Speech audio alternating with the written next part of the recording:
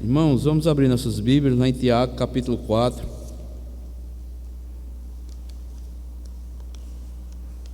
Tiago, capítulo 4, versículo 7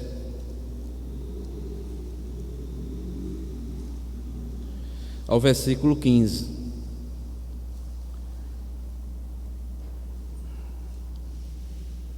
Tiago, capítulo 4, versículo 7 ao versículo, 17. Eu vou ler, os irmãos mesmo assentados como estão, acompanharão a leitura. Tiago, capítulo 4, versículo 7 em diante, diz assim: Sujeitai-vos, portanto, a Deus, mas resisti ao diabo, e ele fugirá de vós. Chegai-vos a Deus, e ele se chegará a vós outros. Purificai as mãos, pecadores, e vós que sois de ânimo dobre, limpai o coração. Afligi-vos, lamentai e chorai. Converta-se o vosso riso em pranto e a vossa alegria em tristeza. Humilhai-vos na presença do Senhor, e Ele vos exaltará. Irmãos, não faleis mal um dos outros. Aquele que fala mal do irmão ou julga seu irmão, fala mal da lei e julga a lei. Ora, se julgas a lei, não és observador da lei, mas juiz. Um só é legislador e juiz, aquele que pode salvar e fazer perecer. Tu, porém, quem és que julga o próximo? Atendei agora, vós que dizeis: hoje ou amanhã iremos para a cidade tal, e lá passaremos um ano, e negociaremos, e teremos lucros. Vós não sabeis o que sucederá amanhã. Que é a vossa vida? Sois apenas como neblina, que aparece por instante e logo se dissipa. Em vez disso, devíeis dizer: se o Senhor quiser, não só viveremos, como também faremos isto ou aquilo. Agora, entretanto, vós jactais das vossas arrogantes pretensões. Toda jactância semelhante a essa é maligna. Portanto, aquele que sabe que deve fazer o bem e não o faz, nisto está pecando. Irmãos, finalizando, o tema que iniciamos quarta-feira passada, a fé prática e os conflitos, parte 1. Hoje nós veremos a fé prática e os conflitos, parte 2. E nós, nesse texto que nós acabamos de ler, nós podemos ver que Tiago, ele é extremamente prático e ao mesmo tempo direto, E nós vamos ver aqui como acabar com as guerras ou os conflitos. Semana passada nós vimos, a origem das guerras e as armas para vencermos as guerras ou os conflitos. Então nós vimos que as armas para nós vencermos os conflitos existentes entre nós cristãos é a oração, escritura, o auxílio do Espírito Santo e a graça de Deus. E hoje nós vamos ver, finalizando aqui essa parte das escrituras aqui, sobre a fé prática e os conflitos, parte 2, acabando com os conflitos. Então Tiago, ele de forma bem objetiva e de forma bem direta, ele deseja que os irmãos encarem os conflitos de frente e saiam vencedores. E ele vai dar algumas, ordens aqui, e nós devemos dar alguns passos para vencermos os conflitos que possam surgir no nosso meio cristão, na nossa caminhada cristã. São pelo menos 5 passos, e é aí que nós vamos ver esses 5 passos para nós vencermos os conflitos na nossa caminhada cristã. E qual é o primeiro passo que nós devemos dar? Segundo Tiago, está aí no versículo de número 7, que diz assim: sujeitai-vos, portanto, a Deus, mas resisti ao diabo, e ele fugirá de vós. Então Tiago diz que para nós acabarmos com os conflitos que possam surgir em nossas vidas, nós devemos nos sujeitar a Deus. Muitas vezes nós queremos guerrear mais, mas Tiago nos orienta que nós devemos nos sujeitar a Deus. E nós sabemos que a palavra sujeitar aqui significa obedecer, submeter a Deus. E o que é isso? É o ato espontâneo que nós devemos nos colocar sob a autoridade de outra pessoa, em total atitude de respeito e consideração. Isso sim que é submissão, E em todas as Escrituras, amados irmãos, nós podemos ver estes ensinamentos. A sujeição ou a obediência que nós devemos nos submeter a Deus, é ensinada aqui por Tiago. A Bíblia nos mostra também várias sujeições também que a Bíblia ensina que nós como cristãos devemos praticar, Por exemplo, lá em 1 de Pedro, capítulo 2, versículo 13, Pedro diz que nós devemos nos submeter a toda autoridade civil. Em Efésios 5, 22, Paulo, escrevendo sobre o relacionamento entre esposa e esposa, diz que as esposas devem se submeter aos seus próprios maridos, Lá em 1 Coríntios 16, 16, Paulo, escrevendo aos Coríntios, ele diz que os crentes devem submeter aos seus líderes. Em 1 de Pedro, capítulo 5, versículo 5 também, diz que os jovens devem se submeter, ou obedecer aos idosos. Lá em Tito, capítulo 2, versículo 9, diz que os servos devem se submeter ou obedecer aos seus senhores. Então, amados irmãos, a sujeição é algo que Deus ensina em várias áreas das nossas vidas, e principalmente a nossa sujeição, a nossa submissão, principalmente a Deus. E por que Tiago diz isso? Quando nós nos sujeitamos a Deus, o cristão vai resistir ao diabo, e o diabo fugirá dele. Mas se nós formos guerrearmos mais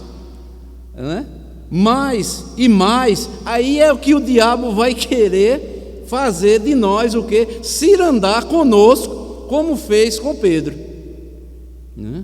Por isso que Tiago diz: sujeitai-vos, portanto, a Deus, mas resisti ao diabo, e ele fugirá de vós.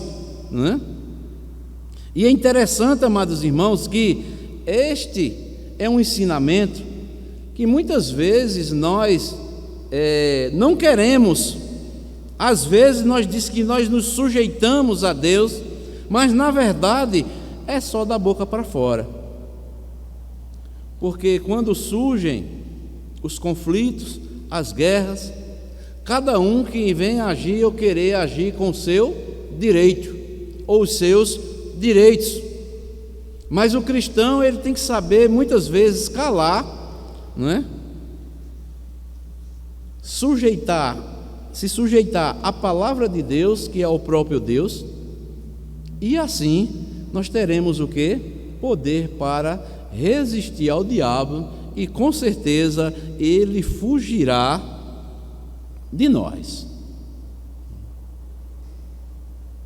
Porque nós vivemos num mundo, amados irmãos, onde calar, não é? Ou se submeter a alguém, principalmente nos nossos dias, isso é atitude ou muita fraqueza. Para o mundo que nós vivemos, nós temos que reagir. Mas a palavra de Deus diz que nós, como cristãos, nós devemos, em vários momentos da nossa vida, que nós não temos condições de resolver no momento, certas circunstâncias que talvez venhamos a enfrentar, nós temos que nos sujeitar a Deus. Esta é a primeira ordem que Tiago dá para os cristãos da sua época, onde estava havendo muitos conflitos, muitas guerras entre eles. Se sujeitem a Deus e resistam ao diabo, e ele vai fugir de vocês. Então, esse é o primeiro passo que Tiago ordena para que nós venhamos acabar com os conflitos e sairmos vencedores. O diabo, ele quer mais confusão. Quanto mais conflito, melhor. Não é? Mas não é assim que Deus ensina em sua palavra. Nós devemos amar, suportar uns aos outros em amor. É isso que a palavra de Deus nos ensina. E o segundo passo que Tiago ordena aqui para nós acabarmos com as guerras e sairmos vencedores, está aí no versículo 8 e o versículo 9, quando diz: chegai-vos a Deus, e Ele se chegará a vós outros. Purificai as mãos, pecadores, e vós que sois de ânimo dobre, limpai o coração. Afligi-vos, lamentai e chorai. Converta-se o vosso riso em pranto e a vossa alegria em tristeza. Então veja aqui que aqui é uma ordem. Se nós não nos submetermos a Deus, como é que nós vamos nos aproximar de Deus? Só se aproxima de Deus quem se submete. Por isso que o primeiro passo que Tiago mostra aqui é que nós devemos primeiramente nos sujeitarmos a Deus, não é? E no versículo 8 aí em diante ele diz: chegai-vos a Deus, e Ele se chegará a vós outros. Então o segundo passo para nós acabarmos com os conflitos e sairmos vitoriosos é nos aproximarmos cada vez mais de Deus, né?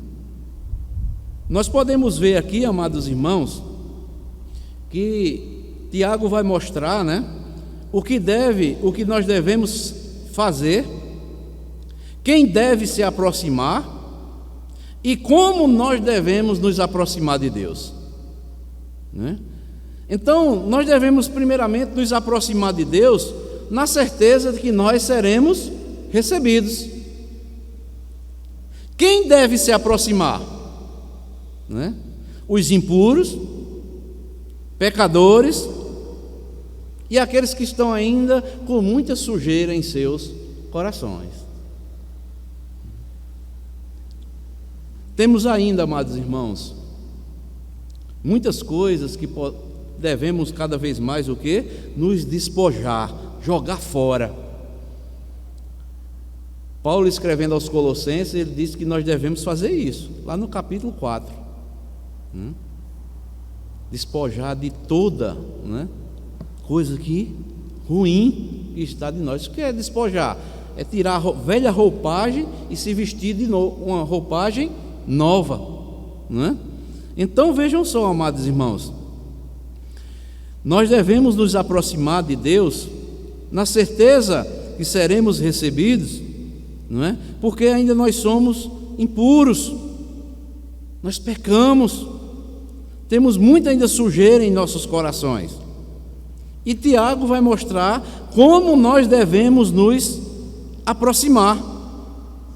E Tiago vai dizer, né, no versículo 9: afligi-vos, lamentai e chorai, converta-se o vosso riso em pranto e a vossa alegria em tristeza. Não é? Então vejam só, amados irmãos, nós devemos nos aproximar com tristeza espiritual. A Bíblia fala de 4 tipos de limpeza que nós precisamos ainda jogar fora.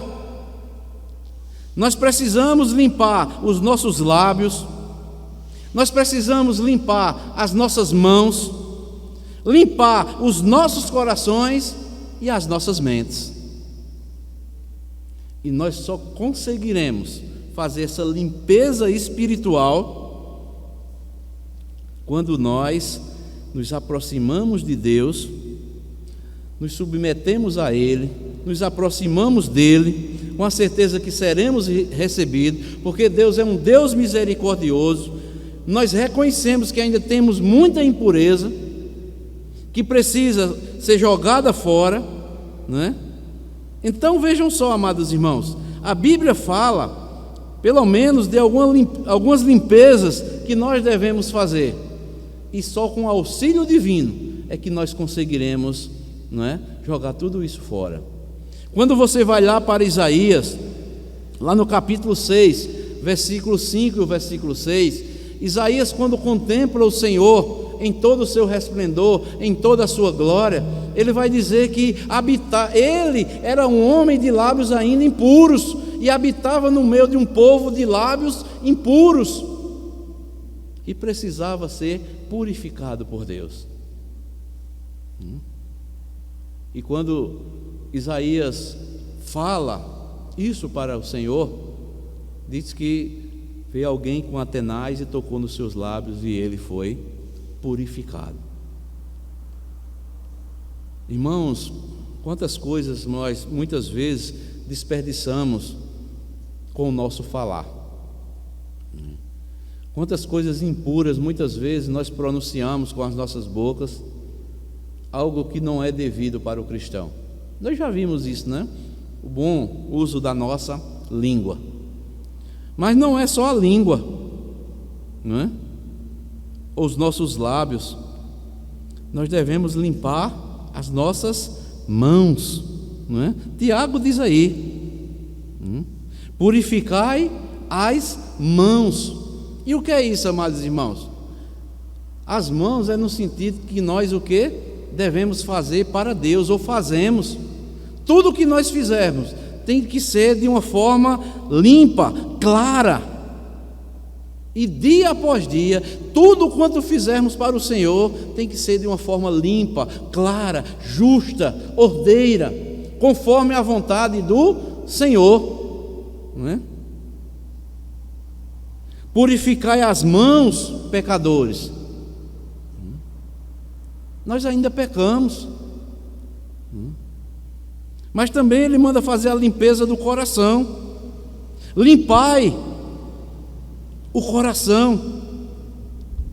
Vós, e diz, e vós que sois de ânimo dobre, limpai o coração. O que é uma pessoa de ânimo dobre?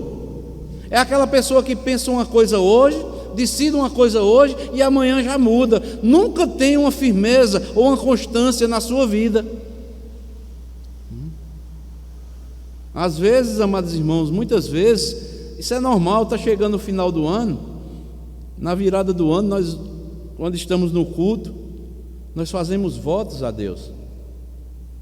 E, irmãos, vamos ser sinceros, às vezes nós quebramos na outra semana.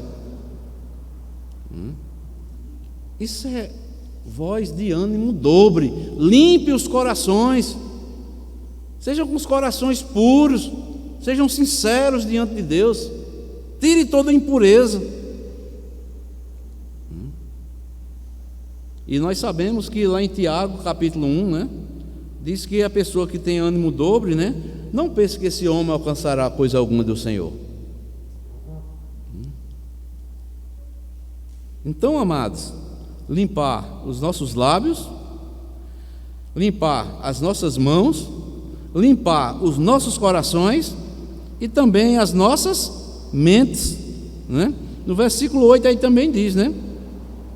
Purificai as mãos, pecadores, e vós de ânimo dobre, limpai o coração. Afligi-vos, lamentai e chorai, converta-se o vosso riso em pranto e a vossa alegria em tristeza. Sabe por quê, amados irmãos? Porque quando nós estamos com a mente impura, quando estamos com os corações sujos, nós achamos que é algo bom.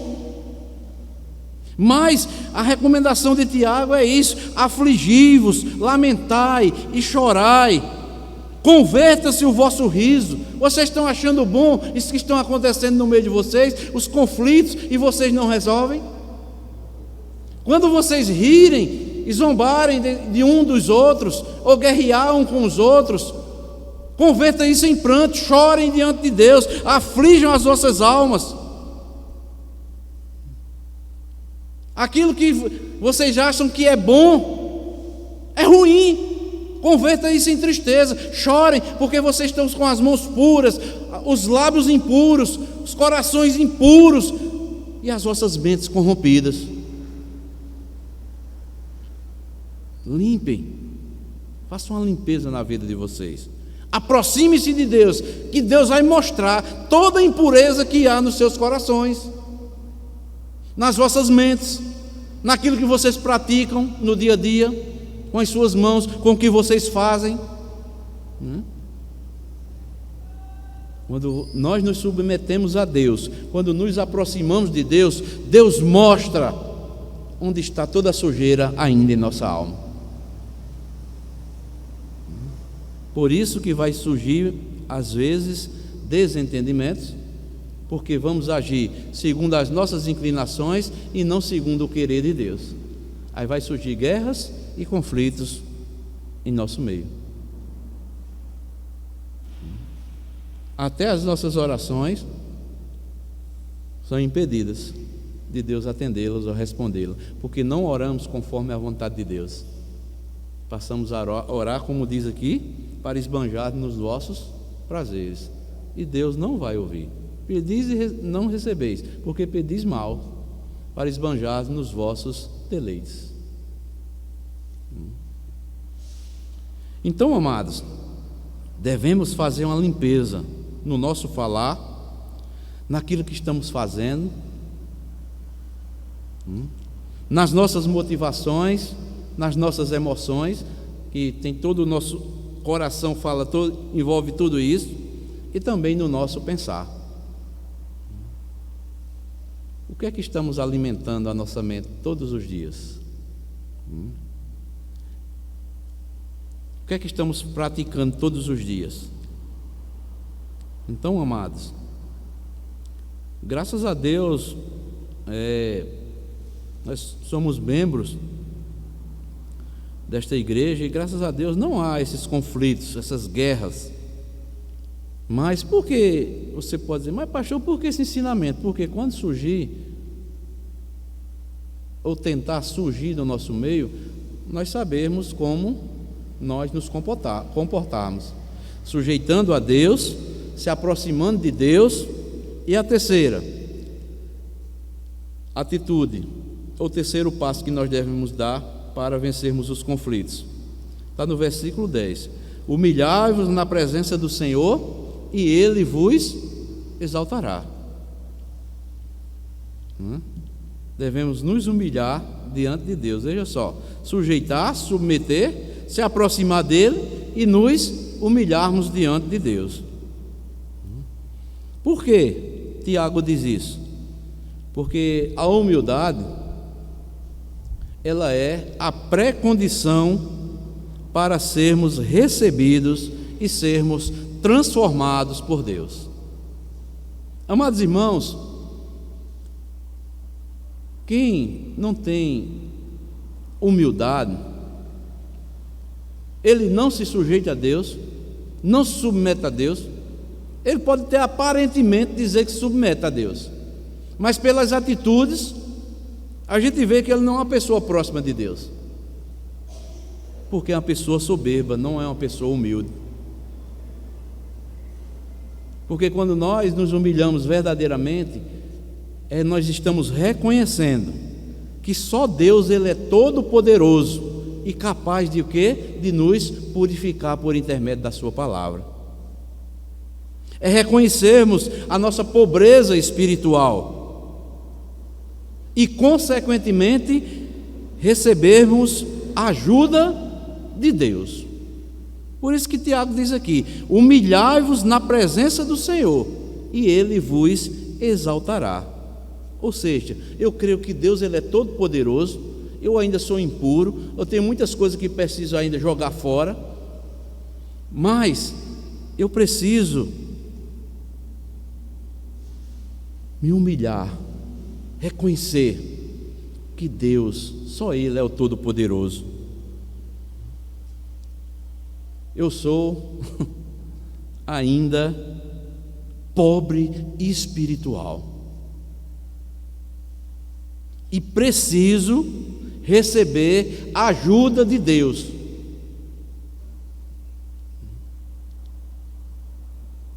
Nas bem-aventuranças fala isso, né?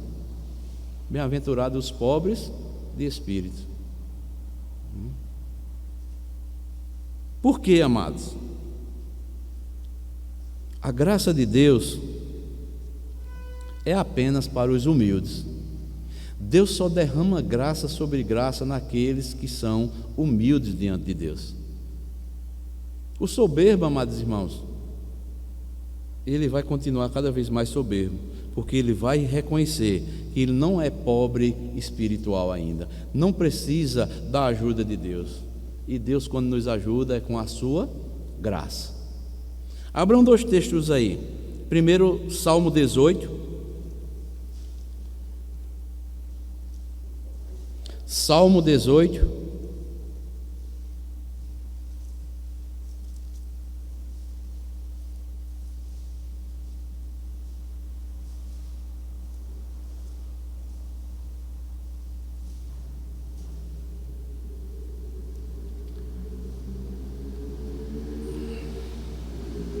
versículo 27, que diz assim: porque tu salvas o povo humilde, mas os olhos altivos tu os abates.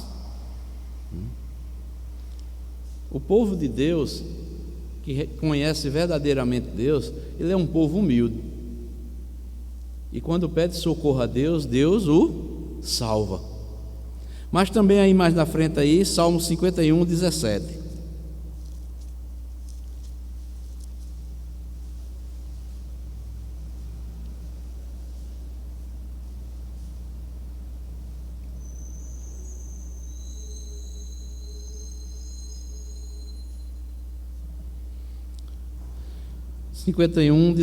Salmo de Davi, né? Sacrifícios agradáveis a Deus são espírito quebrantado, coração compungido e contrito, não o desprezarás, ó Deus. O que é o espírito quebrantado? É quando reconhecemos que não temos justiça própria. O que é um coração compungido e contrito? Um coração humilhado, arrependido diante de Deus. Aí Davi diz aqui, inspirado pelo Espírito Santo: não desprezarás, ó Deus. Deus não despreza. Por quê?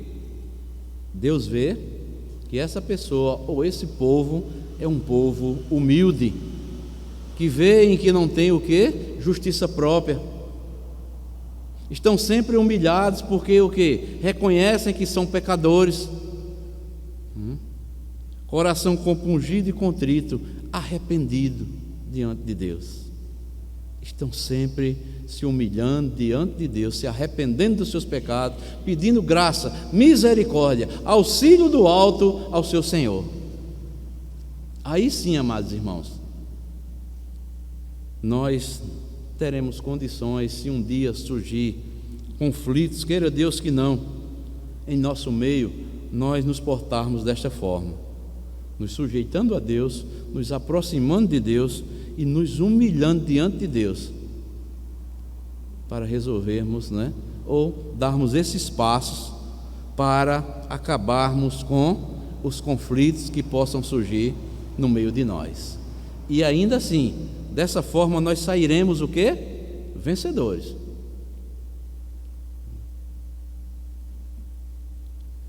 Mais um quarto passo também que Tiago vai mostrar aí, é que nós devemos parar com a maledicência. Está aí no versículo 11 e o versículo 12. Irmãos, não faleis mal uns dos outros. Aquele que fala mal do irmão ou julga seu irmão, fala mal da lei e julga a lei. Ora, se julgas a lei, não és observador da lei, mas juiz. Um só é legislador e juiz, aquele que pode salvar e fazer perecer. Tu, porém, quem és que julga ao teu próximo?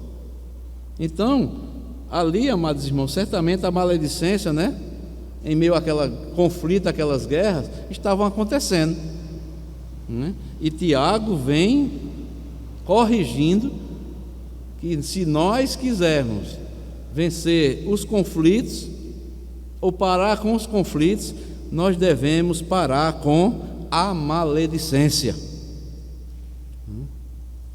Para acabar com os conflitos ou com as guerras, é necessário acabar com a maledicência.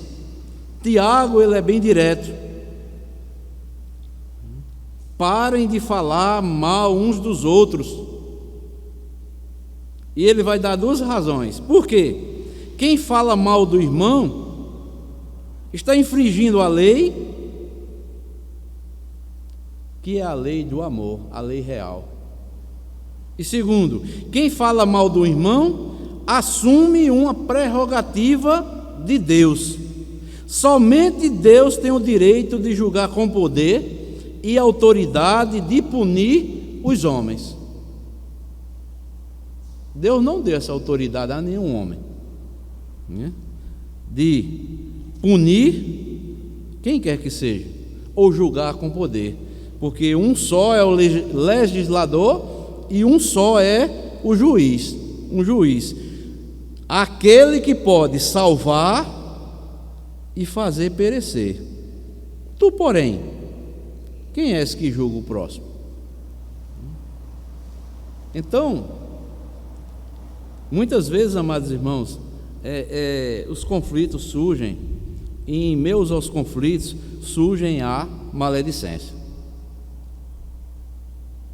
Aí achamos que vamos resolver esses conflitos, e com a maledicência, se nós continuarmos, falando mal dos irmãos ou do irmão, nós vamos cada vez mais aumentar o conflito. Então, os primeiros passos, são esses: sujeitem a Deus, se aproximem de Deus, humilhem-se diante de Deus e parem com as maledicências ou com a maledicência que há no meio de vós, e os conflitos cessarão. E o quinto e último passo, que nós vamos ver, finalizando assim, é que nós devemos viver dentro da vontade de Deus e não conforme a nossa vontade. Está aí no versículo 13 ao versículo 15. É porque o texto está dividido, amados irmãos. Uma carta era lida diretamente, Nos originais não tem essas partes divisórias. Versículo 13 diz: atendei agora, vós que dizeis: hoje ou amanhã iremos para a cidade tal, e lá passaremos o ano, e negociaremos, e teremos lucros. Vós não sabeis o que sucederá amanhã. O que é a vossa vida? Sois apenas como a neblina, que aparece por um instante e logo se dissipa. Em vez disso, devias dizer: se o Senhor quiser, não só viveremos, como também faremos isto ou aquilo. Agora, entretanto, vós jactais das vossas arrogantes pretensões. Toda jactância semelhante a essa é maligna. Por quê? Muitas pessoas ali, né, estavam vivendo fora da vontade de Deus. E quando um crente está vivendo fora da vontade de Deus, ele se torna um problema para a igreja. Ele vai criar conflitos, ele vai gerar problemas.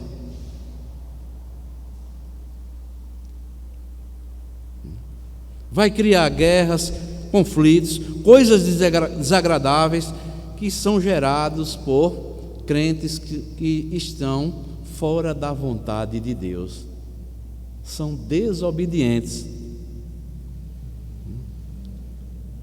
Por isso que Tiago, no versículo 13, ele diz: atendei agora, vós que dizeis. É aquela pessoa, né? Eu vou fazer, porque eu quero fazer e pronto. Eu não vou consultar a Deus. Eu tenho capacidade para isso. Então, irmãos, os crentes ali estavam ignorando a vontade de Deus, sem levar em conta a incerteza dos seus projetos, a brevidade e a fragilidade da vida deles. É onde aparece aí a expressão "se Deus quiser", né? Que revela que nós podemos e devemos fazer planos, mas a vontade que sempre prevalecerá é a vontade do Senhor. Nós já sabemos desse versículo de cor, está lá em Provérbios, né? 16:1. O homem faz planos, mas a concretização deles vem depende do Senhor. Mas tem crentes, amados irmãos, que querem impor uma coisa como eles querem, da forma que eles pensam, porque acham que vão dar certo, não é? Tudo fora da vontade de Deus. Nós não devemos proceder dessa forma. Por quê? Aqueles crentes estavam tomados pelo pecado maligno da soberba e do orgulho. Sabe o que é isso, amados irmãos? São cristãos, são até líderes que são orgulhosos, não aceita opinião de ninguém, não aceita conselho de ninguém. Isso a começar de líderes e liderados, amados irmãos. Você aconselha, às vezes você para, reflete com ele, dá sua opinião, fala, aconselha biblicamente, mas não quer continuar e persistir no erro. Então está botando a vontade dele. Então o que é isso? É soberba, é jactância, é arrogância, é o que eu penso e pronto, e vai ser o que eu penso. Está errado. Aí por isso que pode começar a gerar conflitos no meio do povo de Deus.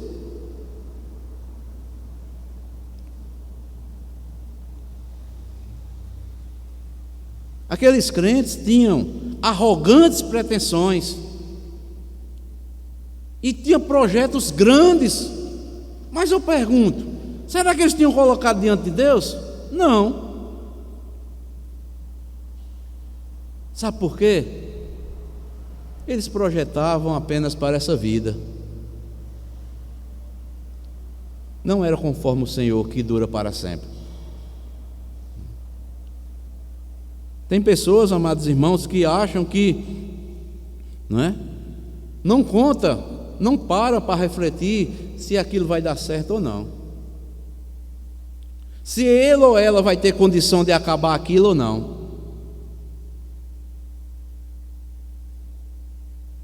Porque nós somos frágeis, nós podemos adoecer, pode surgir qualquer coisa na nossa vida, e aquilo, quando nós não colocamos diante de Deus, se é a vontade de Deus aquilo, pode vir algo para impedir a nossa vida. Deus vai permitir que venha para mostrar que nós somos frágeis e não colocamos diante de Deus, não oramos, não fazemos conforme a vontade de Deus. Elaboramos planos e mais planos, mas não oramos, não colocamos diante de Deus para saber se é a vontade de Deus. É isso. Por isso que surgem tantos conflitos, tantas guerras dentro das igrejas.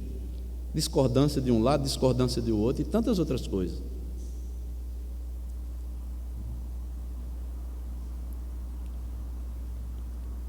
Por isso que no versículo 17, Tiago o que é que diz? Portanto, aquele que sabe que deve fazer o bem e não faz, este está pecando. Por que Tiago está dizendo isso?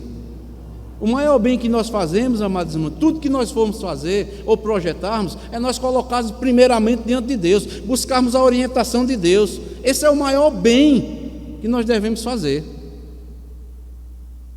Mas se eu não coloco diante de Deus, eu estou agindo o quê? Estou pecando. E principalmente quando trata-se da obra de Deus.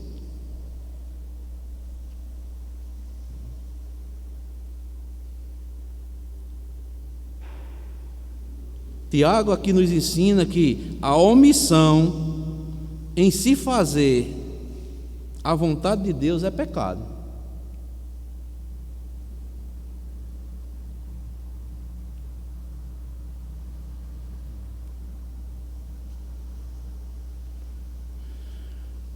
Porque a Bíblia diz que todos nós, cristãos, devemos buscar, conhecer e compreender a vontade de Deus. Às vezes, amados irmãos, nós parecemos crianças. Lemos um texto, passamos por cima, sabemos que é verdade e a gente não colocamos em prática. Lá em Efésios 5,17 diz isso. Lá em Romanos 12, 1 e 2 diz: devemos experimentar a boa, perfeita e agradável vontade de Deus. Mas muitas vezes nós não procuramos saber qual é a boa, a perfeita e agradável vontade de Deus para os nossos planos ou os nossos projetos.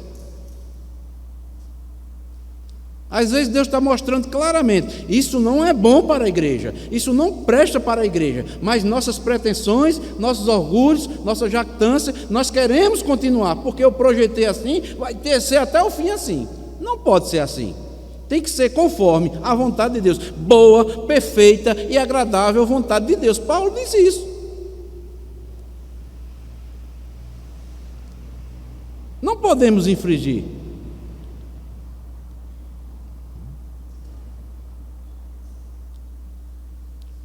Por isso que nós, amados irmãos, devemos fazer isso.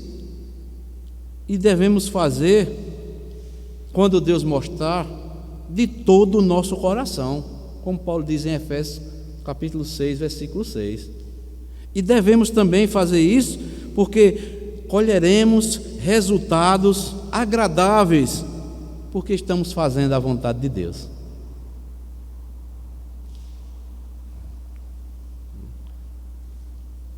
Porque lá em Mateus 25, 34, em outros textos das Escrituras diz: aquele que faz a vontade de Deus, esse permanece para sempre. Por que a vontade de Deus? Porque nós colocamos diante de Deus todas as coisas e não agimos com o quê? Segundo as nossas pretensões ou o nosso orgulho, a nossa jactância. E assim, muitas vezes pecamos e geramos mais problemas, conflitos no meio da igreja.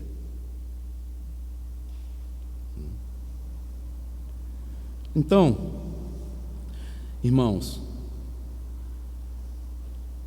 nós temos que parar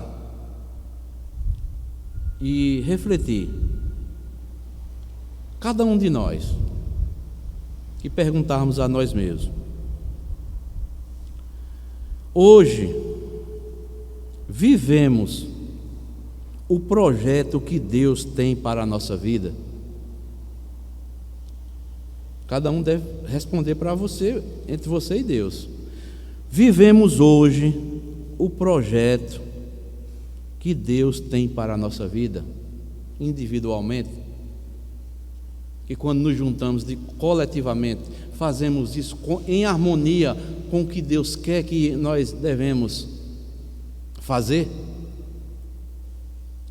Porque, amados irmãos, quando nós, nos sujeitamos a Deus, quando nós nos aproximamos de Deus, quando nós nos humilhamos diante de Deus, pedindo misericórdia a Ele para limpar, tirar todas as nossas impurezas que ainda há na nossa vida, quando nós paramos de falar mal uns dos outros, e quando nós passamos a viver dentro da vontade de Deus, amados irmãos, aí a coisa vai fluir naturalmente como Deus quer. Mas o contrário, amados, pode esperar guerras e conflitos. O cristão deve agir assim, não é impor a sua vontade ou seu querer. Então, amados irmãos, que Deus nos ajude como igreja, que se surgir algum conflito ou qualquer outra coisa, nós possamos agir dando esses 5 passos: sujeitando a Deus, nos aproximando de Deus, nos humilhando diante de Deus, não falando mal uns dos outros e buscando viver a vontade de Deus e não a nossa. Nós sabemos, amados irmãos, que nas Escrituras tem vários exemplos de homens, está escrito para a nossa advertência, como diz as Escrituras, de homens, até como Davi mesmo, segundo o coração de Deus, homens como Moisés, homens como Samuel e tantos outros, homens chamados grandes homens da Bíblia, que Deus levantou, mas homens também que erraram, falharam em sua caminhada. Sabe por quê? Porque muitas vezes não se sujeitaram a Deus, não se aproximaram de Deus para fazer o que deveria ser feito, não se humilharam diante de Deus, passou a ocupar um ao outro, falar de um outro, e também não estavam vivendo dentro da vontade de Deus.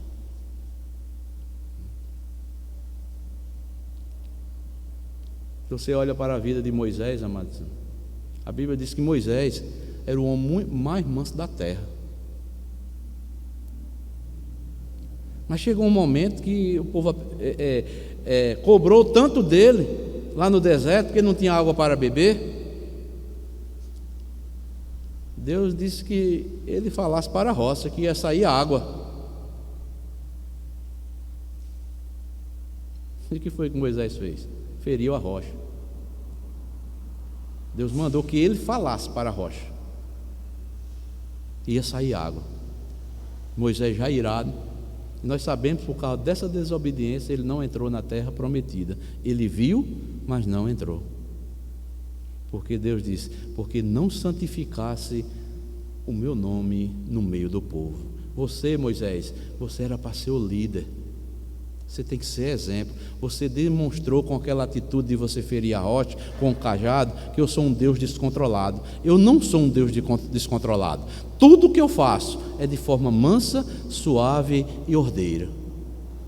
Você tinha que sujeitar aquilo que eu disse, você tinha que submeter ao que eu lhe falei, mas você forjar o seu jeito. E quando você vai lá para Deuteronômio, você vai ver a terra, Moisés,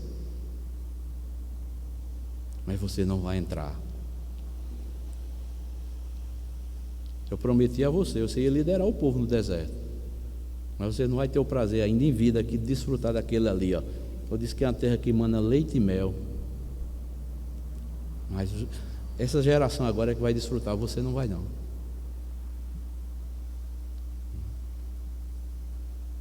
Você olha para a vida de Davi, você olha para a vida de Samuel, um dos maiores profetas, desse sacerdote do Antigo Testamento. Quando Deus manda ungir, ir para a casa de Jessé para ungir Davi, né, que ele não sabe quem era, passa tudinho. Ele olha logo para quem?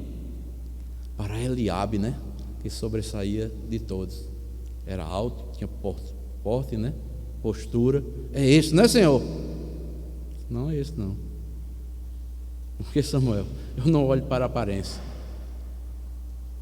Pergunta ao pai dele se tem algum outro, se falta algum filho. Um está lá no campo, lá, pastor de ovelhas.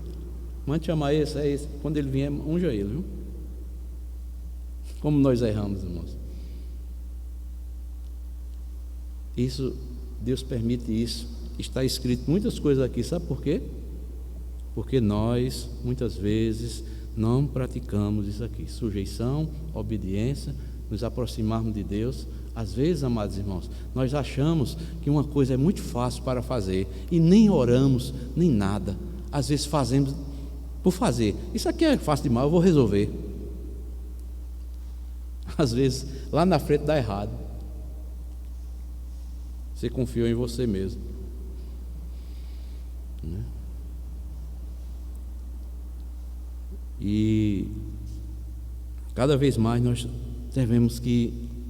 temos que essa fé, amados irmãos, que foi entregue aos santos, nunca mais nós colocarmos primeiramente a nossa vontade, mas tem que prevalecer a vontade do Senhor nas nossas vidas.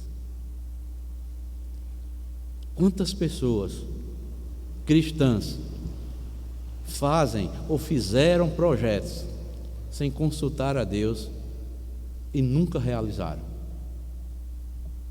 Se frustraram, hoje estão afastados até da obra do Senhor, porque querem fazer da forma que eles querem e não como o Senhor quer.